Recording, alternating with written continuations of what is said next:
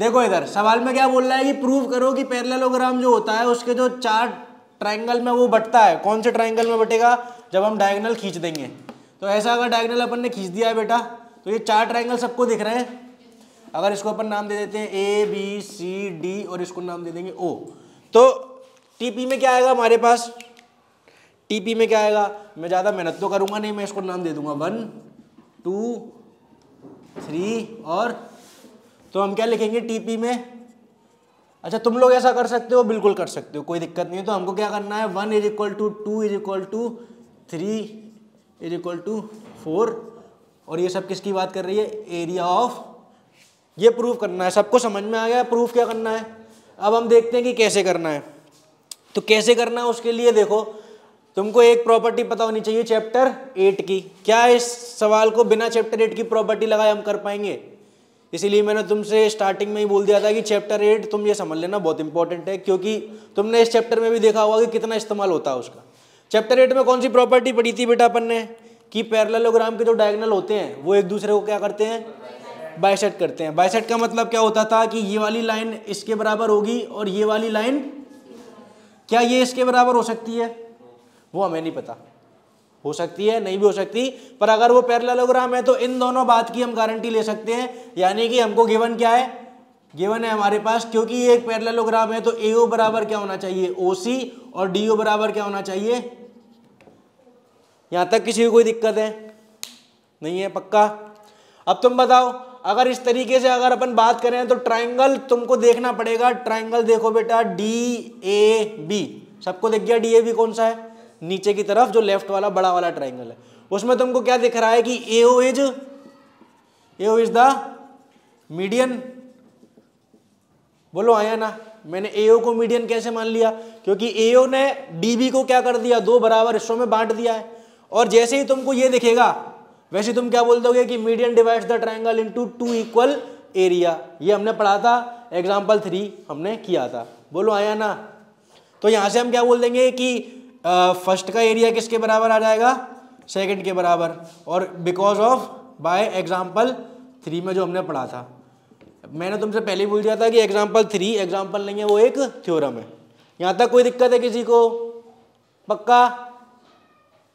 तुम्हारे तोते क्यों उड़े हुए हैं? नहीं समझ में आ रहा तो बोल दो ना। किस किस को नहीं आ रहा समझ में? ईमानदारी से बताओ क्या नहीं आ रहा, बोलोगे कि नहीं बोलोगे? ये गिवन समझ में आया? इसके बाद ट्राइंगल DAB दिख रहा है। ट्राइंगल DAB में बेटा AO मीडियन दिख रहा है। क्यों है मीडियन? वो किसको?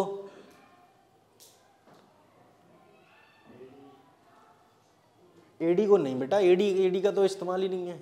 मीडियन किसे कहते हैं? मीडियन उसे कहते हैं जो सामने वाली साइड पे पड़ेगा तो उसको आधे आधे में बांट देगा।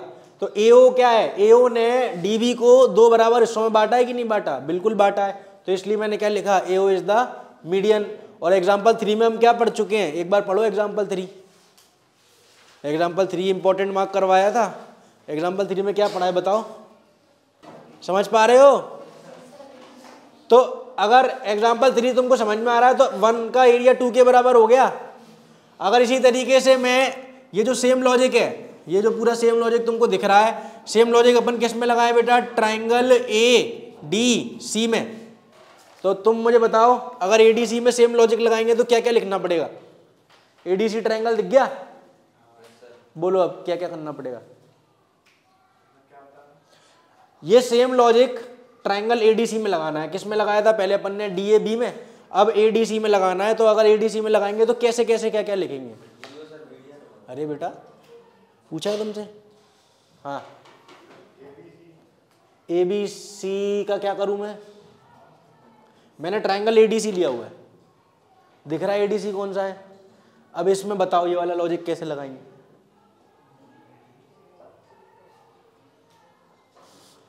तो फिर तुमको समझ में क्या आया है? फिर इसमें वापस बोलो क्या नहीं समझ में आ रहा। बल्लू बेटा तुम बताओ, बैठ के ही बता दो। इसमें क्या बोलेंगे?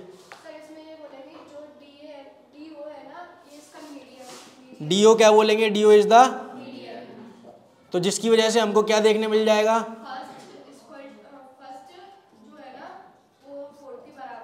बाय एग्जाम्पल, अब ये एग्जाम्पल 3 तो मैं लिख रहा हूँ, तुम नहीं लिख सकते पेपर में, मैं एग्जाम्पल 3 तो इसलिए लिख रहा हूँ कि तुमको पता है, पर पेपर में हम नहीं लिख सकते, समझ में आई। तो यहाँ से हम क्या बोलेंगे कि फर्स्ट 2 के भी बराबर है और फर्स्ट 4 के भी बराबर है, तो सेकंड और फोर्थ भी कैसे हो गए, इक्वल हो गए। इसी तरीके से हम बोलेंगे कि सिमिलरली 1 2 3 4 आर इक्वल। ईमानदारी से देख लो, बोलोगे मैं बता दूंगा, क्या नहीं समझ में आ रहा, नहीं बोलोगे बैठे रहोगे तो फिर मेरा कुछ नहीं जा रहा है।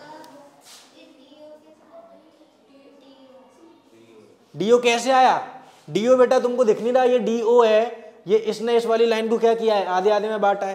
तुम देखो मैंने ट्रायंगल कौन सा लिया हुआ है, ए डी सी। अब ए डी सी में तुम इसके एरिया को इसके बराबर ही तो करोगे, तो तुमको मीडियन कौन सा दिख रहा है, डीओ, इसलिए मैंने डीओ लिया है।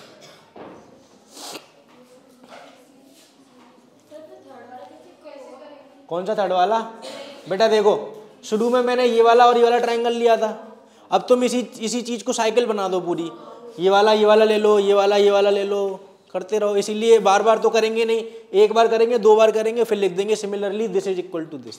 4 बार करने की जरूरत नहीं, समझ में आ रहा है। आगे बढ़ूं, चलो नहीं पूछ रहे, आगे बढ़ते हैं। क्वेश्चन नंबर 4 किस किस को पूछना है। अच्छा बेटा जरा सवाल देखो, बड़ा सिंपल सा सवाल है, किस किस को आ गया। टीपी क्या है तुमको समझ में आ रहा है। तुम ये बताओ कि जितने भी सवाल अभी तक अपन ने लगाए हैं उसमें सिर्फ और सिर्फ किसका इस्तेमाल हो रहा है, एग्जाम्पल। इसमें तुमको दिख रहा है, तुम ये बताओ कि तुमको ट्रायंगल देखने अगर आ रहा है और तुमको मीडियन देखने आ रहा है तो इस सवाल में कुछ नहीं बचा। अब ये बताओ कि तुम अगर इसमें मीडियन देखना चाहोगे तो कौन सा ट्रायंगल लेंगे और कौन सा मीडियन दिखेगा।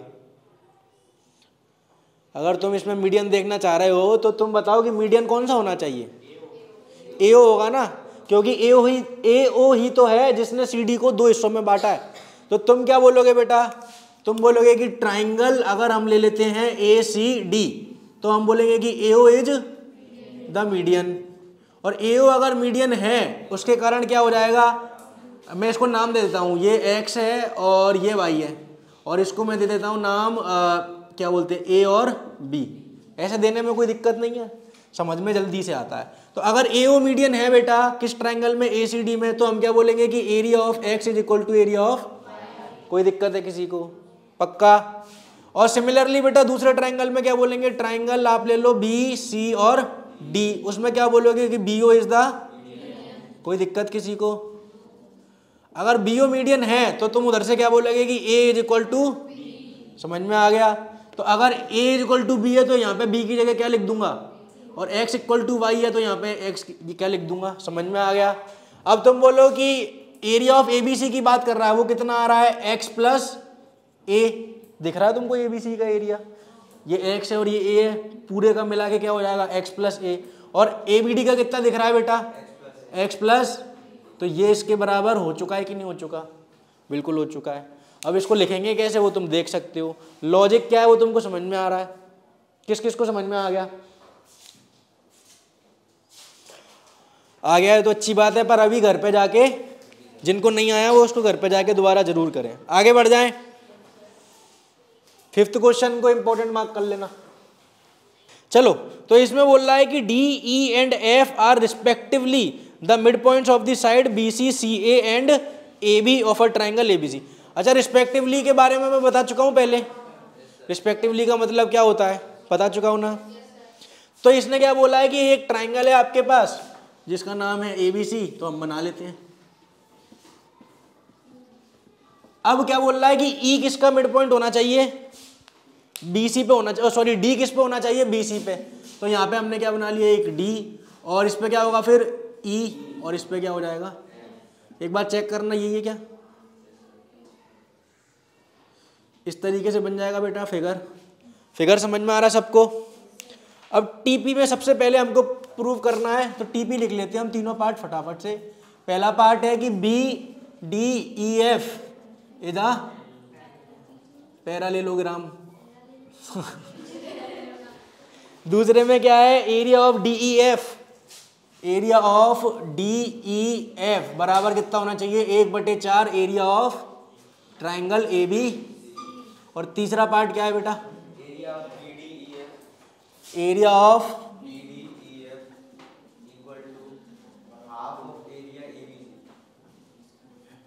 अब इधर देखो जरा बेटा, ये जो सवाल है वो 2 सेकंड में हो जाएगा। इसमें लगेगी क्या, mid point theorem. Mid point theorem किस किस को याद है? नहीं याद है तो मैं बता देता हूँ, सुन लो जरा। मिड पॉइंट थ्योरम क्या कहती थी कि अगर तुम ट्रायंगल के 2 मिड पॉइंट्स को ज्वाइन कर दोगे तो जो लाइन आएगी वो सामने वाली साइड के कैसी होगी, पैरेलल, और वो सामने वाली साइड के कैसी होगी, हाफ। तो अगर इस ट्रायंगल की बात करें तो अगर ट्रायंगल ABC में मिड पॉइंट थ्योरम लगाओगे तो ED बराबर यहाँ पे क्या लिखेंगे अपन, बाय MPT। बाय MPT मतलब by mid point theorem. ED बराबर कितना आना चाहिए, half of AB, and also by mid point theorem ED is parallel to. ये समझ में आता है? नहीं आता तो अभी मैं बता ही रहा हूँ कि मिड पॉइंट थ्योरम से ऐसा होता है। मिड पॉइंट थ्योरम चैनल पे भी पढ़ी हुई है और तुमने पहले भी पढ़ी होगी। तो यहाँ से हम क्या बोल सकते हैं कि ये लाइन जो है वो इस लाइन के कैसी है, समझ में आ गया। अब सेम लॉजिक से हम वापस से क्या बोलेंगे कि बाय मिड पॉइंट थ्योरम, ये जो बेटा मिड पॉइंट थ्योरम, अच्छा E और F भी तो मिड पॉइंट है, तो सेम लॉजिक से हम क्या बोल सकते हैं कि EF is equal to half of BC, क्योंकि EF जो है वो BC के सामने वाली साइड है, और इसी से हम क्या बोलेंगे कि EF इज पैरेलल टू। समझ में आ रहा है? तो यहां से हम क्या बोल सकते हैं कि ये वाली जो साइड है वो इस वाली साइड के, अच्छा अब तुमको दिख रहा होगा कि हमारा पहला पार्ट हो चुका है। पहले पार्ट में हमको किसको पैरेललोग्राम बनाना है, BDEF, और तुम देखो कि उसकी आमने सामने वाली साइड कैसी आ चुकी है। तो यहां से हम क्या बोलेंगे, अगर इसको इक्वेशन 1 नाम दे देंगे, इसको इक्वेशन 2 नाम दे देंगे, तो हम बोलेंगे कि from equation 1 and 2 BDEF is a. अब ईमानदारी से बताओ किसी को डाउट है क्या? सिंपल है, बस उसके लिए क्या जरूरत है, 7 चैप्टर की चीजें आनी चाहिए। इसीलिए मैं हमेशा बोलता हूं कि आज की जो पढ़ाई है वो आगे काम आएगी। जिसको 7 चैप्टर नहीं आता वो सवाल कर पाएगा क्या? बिना मिड पॉइंट थ्योरम को ही नहीं पाएगा। समझ में आ गया? पहला पार्ट हो गया, बिल्कुल हो गया। आगे बढ़ते हैं। बोल रहा है कि अच्छा अब यहां से तुम देखो ये जो 2 पार्ट हैं वो अपन बड़े आसानी से फटाफट कर देंगे। अब हमको पता है कि ये क्या है, पैरेललोग्राम, तो इसका एरिया अगर x होगा तो इसका एरिया भी क्या होगा, बाय थ्योरम 8.1, जिसमें हमने पढ़ा था कि डायगोनल जो होता है वो पैरेललोग्राम को 2 कॉन्ग्रुएंट ट्रायंगल में बांट देता है, और अगर कॉन्ग्रुएंट ट्रायंगल है तो उनके एरिया भी कैसे होंगे। अगर मैं इसको x बोलता हूं तो क्या ये x होगा, ये बात समझ में आती है? ईमानदारी से बोलो, पक्का? अच्छा अब एक बात बताओ कि ये इसके पैरेलल है, ठीक है। अब सेम लॉजिक से जैसे हमने BDEF यानी कि ये वाले पार्ट को पैरेललोग्राम प्रूव किया, हम सेम लॉजिक से क्या इस वाले को पैरेललोग्राम प्रूव कर सकते थे? किसको? AFDE। आराम से समझो, AFDE देखो पहले तो, AFDE में क्या हम पैरेलल लाइंस प्रूव कर सकते हैं? देख के बताओ। देखो ये तो AFDE में ये वाली तो इसके पैरेलल है ही है, ये वाली तो इसके पैरेलल है, ये दिख ही रही है तुमको, और मिड पॉइंट थ्योरम लगाएंगे तो ये इसके पैरेलल आ जाएगी। बोलो समझ में आ रहा है? पक्का? तो ये भी क्या हो गया, इज अ पैरेललोग्राम। समझ में आया? और अगर ये एक पैरेललोग्राम है तो इसका एरिया अगर x है तो इसका कितना होना चाहिए? समझ में आ गया? और सेम लॉजिक से हम इसको भी पैरेललोग्राम प्रूव कर देंगे, तो ये अगर x है तो ये भी कितना होना चाहिए? सबको समझ में आ रहा है? तो ये चारों ट्रायंगल आपस में कैसे हो चुके हैं एरिया में? इक्वल। तो अब वापस से हम क्या बोलेंगे कि अगर DEF की बात करें तो वो कितना आ रहा है, एरिया ऑफ DEF। DEF देखो कहाँ है, DEF दिख गया हमको, कितना आ रहा है। और अगर एरिया ऑफ ट्रायंगल ABC की बात करें तो वो कितना आ रहा है। अब x की वैल्यू क्या है, एरिया ऑफ DEF के बराबर, तो यहां पे हम क्या लिख देंगे, 4 टाइम्स एरिया ऑफ DE। ये कैसे लिखा, क्योंकि x की वैल्यू ये रखी है। समझ में आ रहा है? और ये जो 4 है इसको मैं यहां से हटा के 1/4 करके लेफ्ट में ले आ सकता हूं। तो क्या हमारा सेकंड पार्ट हो चुका है? देख लो, थोड़ा हैवी लग रहा हो तो दोबारा बता दूंगा, टेंशन मत लो। सेकंड पार्ट हो गया। एक बार और बता रहा हूं, अभी बता रहा हूं, बस थर्ड वाला और बता दूं, फिर एक बार और बताता हूं। अब थर्ड वाले में तुमको दिख रहा है BDEF का एरिया कितना है बेटा, तो BDEF का कितना दिख रहा है तुमको, 2x, और इसका कितना है ABC का, 4x। तो क्या BDEF का ABC के आधा हैगा क्या? वो दिख ही रहा है हमको, तो वो हो गया। समझ में आया, करने की जरूरत तो नहीं पड़ रही। अब बेटा सेकंड वाला मैं फिर से बता देता हूँ। सेकंड वाले के लिए तुम देखो, यहाँ तक तुमको समझ में आया क्या? पक्का? और यहाँ अगर बेटा बी डी ई एफ एक पैरेललोग्राम है तो क्या ए एफ डी ई को पैरेललोग्राम होने का हक नहीं है क्या? हैगा कि नहीं है? क्योंकि सेम लॉजिक से हम उसको भी तो प्रूव कर सकते हैं। समझ में आया? अब बी डी ई एफ अगर एक पैरेललोग्राम है तो इस वाले पैरेललोग्राम को तुम देखो, ये कौन सा है? B D E F. अगर ये एरिया को मैं एक्स मानता हूं तो ये वाला एरिया भी कितना होगा? क्योंकि थ्योरम 8.1 में हमने पढ़ा था कि डायगोनल जो है वो बराबर में बांट देगा। अब बेटा सेम लॉजिक से हमने ए एफ डी ई को भी क्या प्रूव कर दिया? पैरेललोग्राम। तो ये वाला अगर एक्स है तो इसको भी कितना होना पड़ेगा? एक्स होना पड़ेगा। सेम लॉजिक से बेटा हम इस वाले को भी क्या प्रूव कर सकते हैं? पैरेललोग्राम। तो उसकी वजह से ये वाला अगर एक्स है तो इसको भी कितना होना पड़ेगा? होना पड़ेगा। अब ये सब अगर एक्स है तो यहां से हम बोलेंगे कि area of D E F कितना दिख रहा है हमको? डी ई एफ ये रहा, एक्स के बराबर दिख रहा है। Area of triangle A B C तो this plus this plus this plus this, यानी कि कितना आ गया? 4x। और x की वैल्यू ये है जो कि हमने x की जगह पे पुट कर दी है। समझ में आया? और ये जो 4 है वो 1/4 यहाँ पे आ चुका है, प्रूफ हो गया। समझ में आ रहा है? और थर्ड पार्ट तो तुमको दिख ही गया, देख लो एक बार और। क्वेश्चन नंबर 5 इंपॉर्टेंट है, आएगा तो 4 नंबर से कम का नहीं आएगा। देखो अगर तुम कॉन्सेप्ट लगाना सीख गए हो तो सवाल कैसा भी है उससे क्या फर्क पड़ता है, और तुम कॉन्सेप्ट लगाना नहीं सीखे हो, इन सवालों को रट के अगर जाओगे तो करके भी आ रहे हो तो क्या फायदा निकल रहा है? कुछ नहीं। चलो क्वेश्चन नंबर 5 हो चुका है, कुछ पूछना है पूछो। क्वेश्चन नंबर 6 की बात करते हैं। बेटा घर पे जाके दोबारा कर लेना इन सवालों को अगर सच में सीखना है तो। क्वेश्चन नंबर 6 किसको पूछना है?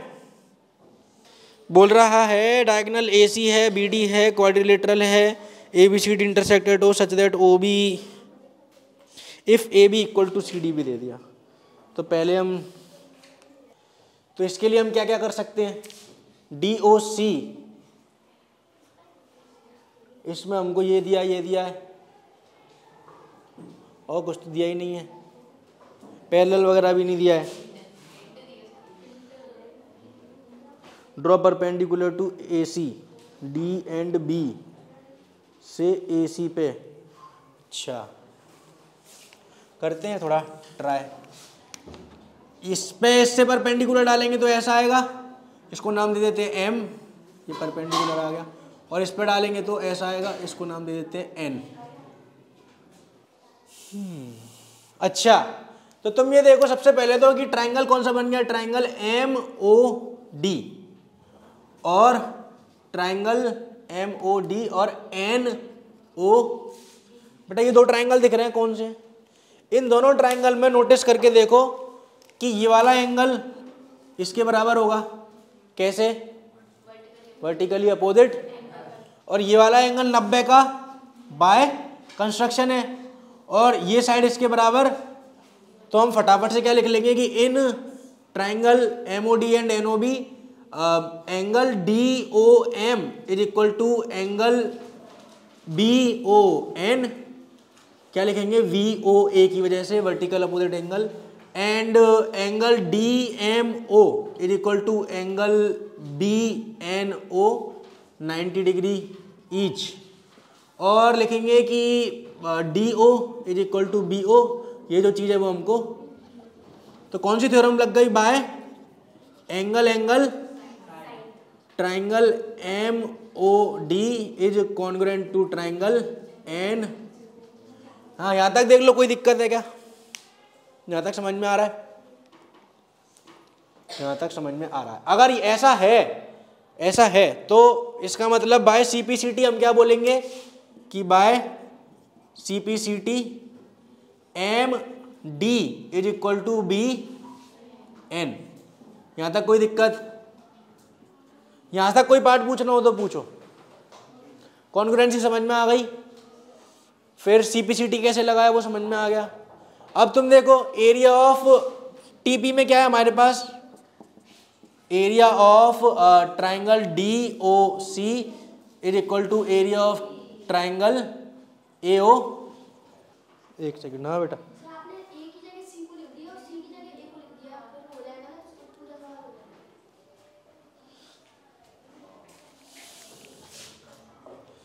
ए की जगह मैंने सी को लिख दिया है और सी की जगह ए को लिख दिया है। अबे फिर से आज क्या हो गया मेरे को। तो अब क्या क्या गड़बड़ हो गई है, MOD तो सही है, NOB भी सही है, ये भी सही है, ये भी सही है। अब DOC, अच्छा अब DOC बदल गया, अच्छा हाँ तो हो गया ना अब तो ये वाला part. AB equal to CD कैसे आएगा, अच्छा AB कहाँ है, ये रहा, और CD कहाँ है, ये रहा। देखो चलो ये अपन को TP में, अब इधर देखो, अच्छा यहाँ ये एक बार फिर से देख लो, सवाल जो है वो वही है, बस मेरा गलती से नाम गलत हो गया था इधर। अब इधर देखो ये वाली चीज़ तो अभी भी सही लिखी हुई है, इसमें तो कोई गड़बड़ नहीं है, समझ में आ रहा सबको। तो CPCT से हमने ये कर दिया। अब एक बात बताओ कि ये वाला जो ट्राइंगल है वो इस वाले के बराबर हो गया है। अगर तुमको DOC और AOB को बराबर करना है तो ये जो छोटे छोटे ट्राइंगल हैं अगर हमने इनको भी कॉन्ग्रेंट कर दिया तो काम हो जाएगा क्या, एक बार सोच के देखो आराम से। ये जो अंदर वाले जो दो ट्राइंगल हैं इनको हम कॉन्ग्रेंट कर चुके हैं, अब ये जो छोटे छोटे बच रहे हैं अगर इनको कॉन्ग्रेंट कर दिया तो हमारा काम चल जाएगा। और इनको कॉन्ग्रेंट हम कर सकते हैं, कैसे होगा वो देख लो। तो आप लिखोगे कि triangle CMD, in triangle CMD and triangle AN। तो क्या हमने बोला कि CMD ट्राइंगल और ANB ट्राइंगल और ले लेते हैं। तो CMD में और ANB में क्या क्या बराबर दिख रहा है, तो आप बोलोगे कि DM बराबर किसके है, BN के। बोलो आया ना, कहाँ पे थे, तो ये इस वाली से हमने प्रूव कर लिया था, तो अपन लिख सकते हैं कि फ्रॉम। उसके बाद हम बोलेंगे कि ये जो CD है वो किसके बराबर दिया हुआ है, ये हमको क्या है, और एक एंगल 90 डिग्री का आएगा, कौन सा, angle DMC is equal to angle DMC, तो BNA ये क्या है 90 डिग्री का ईच है। तो कौन सी वो लग गई, बाय RHS रूल। ये दोनों ट्राइंगल कैसे हो चुके हैं, triangle CMD is congruent to triangle A। ये वाला पार्ट देखो जल्दी से, ये वाला पार्ट देखो, समझ में आ रहा है क्या, सवाल में थोड़ी ज़्यादा मेहनत है, आ रहा है क्या समझ। इसमें इस चैप्टर की तो कोई बात नहीं है ना, ये जो भी अपन ने बात लिखी है वो कौन से चैप्टर की है, 7 चैप्टर की है ना, तो इसमें इस चैप्टर की तो कोई बात ही नहीं है। अब ऐसा करने से हमारा पहला पार्ट हो चुका है क्या, क्यों, क्योंकि अगर दो ट्राइंगल कॉन्ग्रेंट हैं तो उनके एरिया भी कैसे होंगे, उनके एरिया भी कैसे होंगे, बराबर। तो तुम देखोगे ये ट्राइंगल इसके कॉन्ग्रेंट है, ये ट्राइंगल इसके कॉन्ग्रेंट है, तो ये पूरा ट्राइंगल इस पूरे के कॉन्ग्रेंट हो चुका है, तो उनके एरिया भी कैसे होंगे, बराबर होंगे। समझ में आ रहा है। तो फर्स्ट पार्ट हमारा हो चुका है। सेकंड पार्ट की बात करते हैं, बोल रहा है DCB is equal to area of ACB। Second part में पहले तो TP लिख लेते हैं, area of DCB is equal to area of A। अच्छा अब एक चीज नोटिस करो, इधर देखो DOC दिख रहा है, इधर देखो DOC में मैं अगर COB ऐड कर दूंगा और इधर भी, क्या किसी इक्वेशन में बोथ साइड सेम चीज को ऐड किया जा सकता है, बिल्कुल किया जा सकता है। तो अगर मैं इस इक्वेशन में बोथ साइड COB प्लस कर दूंगा तो कोई समस्या है क्या। अब तुम देखो DOC प्लस COB क्या बनना है, क्या बनना है, DCB, और AOB प्लस COB क्या बनना है, तो ये वाला पार्ट आ रहा है समझ। थर्ड में क्या बोल रहा है, DA is parallel to CB and ABCD is a parallel. DA is parallel to CB। अच्छा अब यहाँ पे अभी तक जो अपन ने पढ़ा था इस चैप्टर में उसका इस्तेमाल तो थर्ड पार्ट में आ रहा है, अभी तक नहीं आया था। थर्ड पार्ट में देखो थ्योरम 9.3 पढ़ी थी हमने। थ्योरम 9.3 क्या कहती है, area of same triangle on the same base have equal Heights, इस तरीके से कहती है कि नहीं कहती। तो तुम बताओ कि डी डी सी और ए सी बी का एरिया हम इक्वल कर चुके हैं पार्ट सेकंड में, और वो दोनों सेम बेस पे लाई करते हैं, इसका मतलब उनको सेम पैरेलल लाइंस के बीच में भी लाई करना पड़ेगा। तो यहाँ पे डायरेक्टली हम लिख सकते हैं बाय थ्योरम 9.3 हेंस प्रूव्ड। अब देख लो आराम से, थोड़ा इसमें स्टार्टिंग में गुड़चुड़ हो गई थी नाम के चक्कर में, अगर अभी दिक्कत आए तो बताओ। ABCD पैरेललोग्राम, ये जो साइड है वो इसके पैरेलल है। अच्छा हाँ, एक सेकंड रुको, ये जो साइड है वो इसके पैरेलल है, और हाँ तो हो जाएगा ना। हम देखो ये जो साइड है वो इसके पैरेलल है, ये तो हमने यहाँ पे प्रूव कर दी, ठीक है। और ये CPCT से ये वाला एंगल इसके बराबर होगा, है ना। तो अल्टरनेट इंटीरियर एंगल अगर बराबर है तो लाइंस कैसी हैं, पैरेलल है। तो ये वाली साइड इसके पैरेलल हो गई, ये वाली इसके पैरेलल हो गई, ठीक है। मैंने ध्यान नहीं दिया था कि ABCD को भी पैरेललोग्राम करना है, तो ये भी हो गया। चलो इसको भी इंपॉर्टेंट मार्क कर लेना। अगर किसी सवाल में इतनी मेहनत हो रही है, क्या 6, किसी सवाल में इतनी मेहनत हो रही है तो उसमें फिर इंपॉर्टेंट ही हो गया। चैप्टर 6, 7 सब लग गया इसमें। चलो क्वेश्चन नंबर 6 के बाद क्वेश्चन नंबर 7 नहीं पूछना तो फिर बताइए, आगे बढ़ते।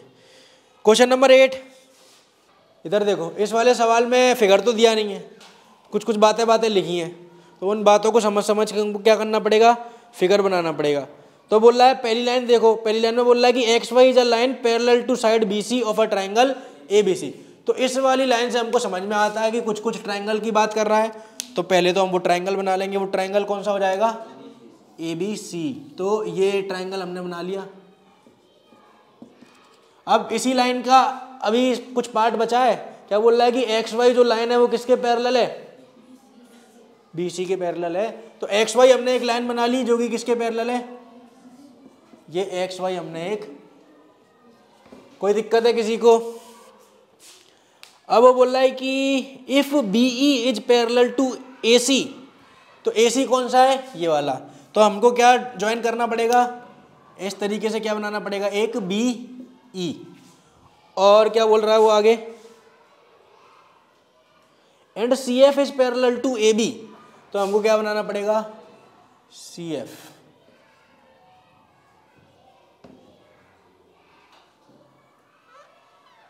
ये हमने CF बना दिया, ठीक है। कौन किसके पैरेलल है तुमको दिख रहा होगा, और कर दिया। तो show that area of ABE। अच्छा, अब बेटा इस सवाल का तुमको एक दो चीजें बतानी पड़ेंगी। ABE तो ये बन गया, और तो TP क्या है हमारे पास, area of ABE is equal to area of AC, यही है TP।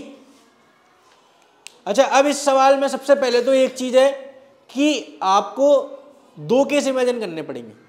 वो 2 केस कौन से होंगे, देखो एक तो हमने इस वाले सवाल में क्या किया है, उसने बोला था कि XY पैरेलल टू किसके है, BC के पैरेलल है। तो अगर XY BC के पैरेलल है तो एक केस तो ये हो गया जो तुम्हारे सामने बना है, और एक केस क्या होगा जब XY किसके थ्रू निकल जाए, A के थ्रू निकल जाए।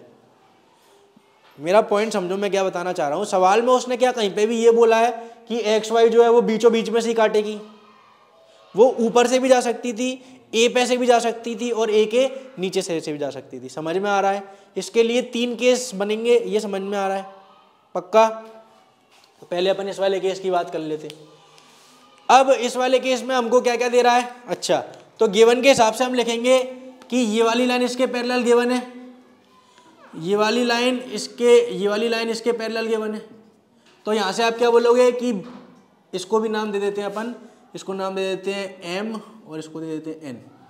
तो यहाँ से क्या बोलोगे कि BCNE इधर, ये पॉइंट देख लो, किसी को दिक्कत हो तो बताओ, and BCFM,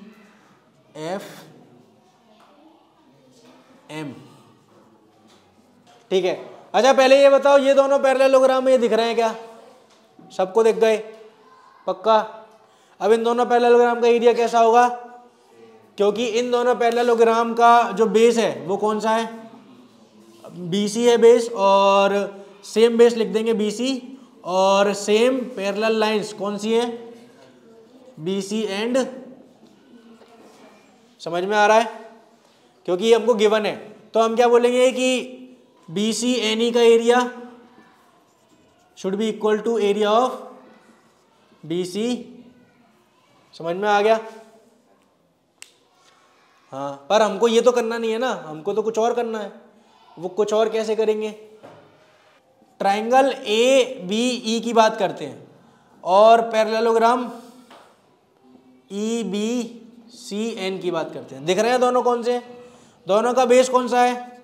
same base BE और same parallel lines EB and, ये पॉइंट देखो समझ में आ रहा है क्या? देखो सब लोग, समझ में आ रहा है? अगर ये समझ में आ रहा है तो इसकी वजह से हम क्या बोल सकते हैं? This area is equal to half of, और सिमिलरली हम क्या लिखेंगे? सिमिलरली लिखेंगे ट्राइंगल ACF का area is half of area of FCBM। और क्योंकि ये वाला एरिया और ये वाला एरिया इक्वल है तो ये वाला पार्ट इसके बराबर है। आराम से देख लो, मैं फिर से बता दूंगा जो भी समझ में नहीं आ रहा। सवाल थोड़ा सा टेढ़ा है, अगर समझ लोगे तो आसान है। सबसे पहले ये बताओ फिगर कैसे बनाए, वो समझ में आ रहा है क्या? ट्राइंगल उसने बोला था, हमने बना दिया। उसने बोला था XY पैरेलल है, वो हमने बना दी। फिर उसने बोला था कि BE पैरेलल जा रही है AC के, हमने बना दी। फिर उसने बोला था कि CF पैरेलल जा रही है BA के, तो वो भी हमने बना दी। और फिर उसने बोला था कि TP में ये है, तो यहाँ से हमको समझ में आया कि हमको A से E को ज्वाइन करना पड़ेगा तभी हमारा ये ट्राइंगल बनेगा, और A से F को ज्वाइन करना पड़ेगा तभी हमारा ये ट्राइंगल बनेगा। यहाँ तक कोई दिक्कत है? ये तो हुआ कि सवाल क्या था। अब आंसर की बात करते हैं। तो आंसर की बात करते हैं तो ये BCNE एक पैरेललोग्राम हो गया। क्यों? क्योंकि कंस्ट्रक्शन ही इस तरीके से हो रहा है, सामने आमने की साइड पैरेलल दिख रही है। तुम देखो BCNE कौन सा है? BCN और E, तो ये साइड इसके पैरेलल है, ये साइड इसके पैरेलल है, ऐसा हमको गिवन है। तो ये क्या हो गया? एक पैरेललोग्राम। BCFM सिमिलरली ये जो दूसरा पैरेललोग्राम तुमको दिख रहा है वो भी इसी तरीके से क्या हो चुका है? एक पैरेललोग्राम हो चुका है। ठीक है, यहाँ तक कोई दिक्कत है? कोई नहीं है दिक्कत। अब आगे वो बात कर रहा है कि अच्छा से, अब यहाँ से हमने देखा ये तो हमको दिख गया, अब यहाँ से हम कैसे दिमाग लगाएंगे कि आगे क्या करना है? देखो मेरे को तो पता है कि सवाल कैसे होगा, पर मान लो तुम्हारे को ये सवाल करना है तो सवाल एक बार देख लोगे फिर तो कर ही लोगे। मेन बात क्या होती है कि अपने आप कैसे सोचें कि यहाँ से हमको क्या करना चाहिए। मेरा पॉइंट समझ रहे हो मैं क्या कह रहा हूँ? जैसे कि अब मैंने तुमको बता दिया तो अब तो तुमको पता ही है कि अच्छा यहाँ से ये करना है, यहाँ से ये करना है, यहाँ से ये करना है। तो अभी तुमने इसमें अपना ओरिजिनल दिमाग नहीं लगा पाया ना। ओरिजिनल दिमाग कब लगेगा? जब तुम यहाँ से लिखने के बाद खुद सोचो कि यार अब क्या करना चाहिए। मेरा पॉइंट समझ में आ रहा है? जब इस तरीके से तुम सवाल करने लग जाओगे ना तो तुम देखोगे तुम मैथ्स तुमको बहुत आसान लगेगी। तो अब जैसे ये सवाल है, मैं कोई घर से पढ़ के नहीं आया, मैं कोई भी सवाल तुम देख रहे हो मैं कभी भी घर से पढ़ के नहीं आता, क्योंकि अगर मैं घर से पढ़ के सवाल आऊँगा तो फिर मेरे लिए ओरिजिनल नहीं रहेगा ना। तुम लोग को मैं आके बस टप टप टप टप बता दूंगा, उससे क्या फ़ायदा। मैं भी अपना यहाँ पे आके सॉल्व करता हूँ कि जिससे तुम लोगों को प्रोसेस समझ में आए कि सॉल्व कैसे किया जाता है। तुमने देखा है कि अगर मैं सवाल में अटक रहा हूँ तो फिर मैं क्या करता हूँ, उसको फाइट करने की कोशिश करता हूँ। तो तुम भी ऐसे फाइट करने की कोशिश किया करो। अब जैसे ही यहाँ पे ये लिखा, मैंने लिखा अभी अभी का बताता हूँ, तो मैंने यहाँ पे ये लिखा तो मुझे समझ में आया कि यार इन दोनों से तो हमारा काम चलने नहीं वाला, क्योंकि हमको तो यहाँ पे आना है। पॉइंट समझ में आया? तो मैंने ये लिखा और मुझे समझ में आ गया कि यहाँ पे आना है तो कुछ और करना पड़ेगा। तो सबसे पहले फिर मैंने देखा कि यार ये दोनों पैरेललोग्राम में कुछ खासियत दिख रही है। वो क्या है कि ये दोनों सेम बेस पे हैं, और फिर दिख गया मेरे को कि ये सेम पैरेलल लाइंस पे। तो मैंने फटाफट से क्या लिख दिया कि area of BCNE should be equal to area of. फिर तुमने देखा होगा कि उसके बाद में अटका था, देखा था तुमने, हाँ या ना? तो फिर मैं वापस से देख रहा था कि यहाँ तक तो अब मैं पहुँच गया, इसके आगे क्या करना चाहिए मुझे, क्योंकि मुझे तो यहाँ पे जाना है। समझ में आ रहा है? तो इसलिए मैं यहाँ पे अटकने के बाद देखने लग गया कि यार क्या क्या कर सकता हूँ। तो फिर मैंने वापस से देखा कि जो थ्योरम पढ़ी थी क्या उसका इस्तेमाल हो पाएगा, और वो मुझे दिख गया। मैंने बोला कि हाँ ट्राइंगल AB मुझे लाना है। अभी तक यहाँ तक की अगर बात करूँ, मेरे हाथ से ऊपर की अगर बात करूँ, तो अभी तक पिक्चर में ये दोनों चीज़ें नहीं आई है। और वहां तक पहुंचना है, तो उनको लाना किसका काम है? हमारा काम है ना। तो हमने देखा कि ए बी ई लाना पड़ेगा, तो मैंने ट्रायंगल ए बी ई को देखा तो मुझे समझ में आ गया कि ए बी ई और ये जो पैरेललोग्राम है वो सेम बेस पे लाई कर रहा है और सेम पैरेलल लाइंस के बीच में है, और इस चैप्टर में हमको यही देखना था। तो अगर ऐसा हो गया तो मेरे को क्या दिख गया कि area of A B E इसके आधा है, और अगर ये इसके आधा है तो ये इसके आधा है। और अभी अभी हमने प्रूव किया था कि ये और ये कैसे हैं? बराबर। तो इनके आधे भी कैसे होंगे? बराबर। तो ये ट्रायंगल का एरिया किसके बराबर हो गया? आ रहा है समझ? इस तरीके से जब तक खुद से नहीं सोचोगे तो कर नहीं पाओगे, ठीक है। तो ये हो गया क्वेश्चन नंबर 7, हाँ सॉरी क्वेश्चन नंबर 8। दूसरा केस तो अब बहुत आसान बन जाएगा, ये टफ वाला केस है। दूसरे केस में तुम करके देख लेना, तुम इसको बनाओगे तो वो इजीली तुमसे अपने आप ही हो जाएगा, और नहीं होता है तो मेरे से कल पूछ लेना। अब तुमको ये वाला केस समझ में आ गया तो खुद से ट्राई तो करो, मैं तो बता ही दूंगा कल, ठीक है। क्वेश्चन नंबर 8 हो चुका है। क्वेश्चन नंबर 9, क्वेश्चन नंबर 9 किसको पूछना है? चलो ये हो गया फिगर। सवाल ये है कि ये एक पैरेललोग्राम है और ये भी एक पैरेललोग्राम है, और टीपी में हमको क्या करना है? Parallelogram, area of parallelogram ABCD को किसके बराबर लाना है? Area of parallelogram PB. चलो इधर देखो, अब उसने इंट भी दे रखी है तो हम इंट का इस्तेमाल कर ही लेंगे, बिना इंट के भी कर सकते थे पर खुद से सोचना पड़ता। बोलता है ए सी और पी क्यू को ज्वाइन कर लो, तो ये हमने ए सी को कर लिया और ये हमने, अच्छा ये हिंट अगर तुम समझ रहे हो तो ये सवाल तो खत्म हो चुका है। देखो एक बार ढंग से, अगर तुम हिंट समझ रहे हो तो ये सवाल खत्म हो चुका है। Parallel to CP. एक और चीज गिवन है, ये जो है वो इसके, अब बताओ एक बार कोशिश करो, ये सवाल तुमसे हो जाएगा, एक बार कोशिश करो, बहुत आसान है। तुमको इस वाले एरिया को इसके बराबर करना है, अगर ये ऐसा कर दिया तो सवाल खत्म है। दिख रहा है? अगर इन दोनों ट्रायंगल को बराबर करना है तो सेम बेस कौन सा लेना चाहिए, सेम पैरेलल लाइंस कौन सी लेनी चाहिए जिससे कि ट्रायंगल बराबर हो जाएंगे?